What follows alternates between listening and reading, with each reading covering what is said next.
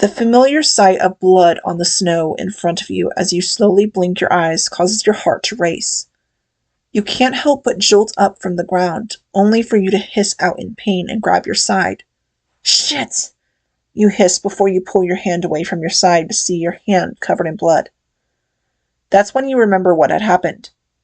You remember the demon that you were fighting getting injured, and the demon lunging at you as you laid there in the snow before Tomioka stopped the demon from getting to you before passing out. At the thought of Tomioka, you look around frantically for a moment before you spot him still fighting the demon that had injured you. Wanting to help him, even if you end up making your injury worse, you try to get to your feet, only for you to tumble back down on the ground. Fuck! You hiss again as the pain from your wound courses through your body. That's when you hear loud, quick footsteps coming right at you, causing you to look up and see the demon rushing right at you, its teeth gleaming in the moonlight. Last name, look out! You hear Tomioka shout as he chases after the demon, his sword above his head, ready to strike it down before it gets to you. You quickly roll out of the way, wincing in pain from feeling the cold snow on your wound, before looking up again, seeing Tomioka slice the demon's head off.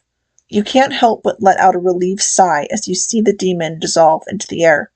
Thank goodness, you can't help but think as you slowly sit up so that you can get a better look at your wound. The sound of Tomioka's footsteps coming closer a moment later causes you to look up. You all right? He questions as he kneels down in front of you, his blue eyes landing on the blood on the snow next to you for a second, before landing on your side where your haori is torn and bloodied. Yeah, you nod. That bastard got a hit on me, though. You wince.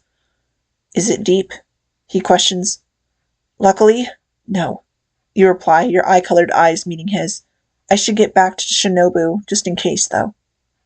He nods in agreement before standing to his feet, all the while extending your hand to you for you to take. You feel your cheeks burn for a moment as you take his hand and have him help you to your feet. Can you walk by yourself? He asks gently. I think so, you reply with a nod.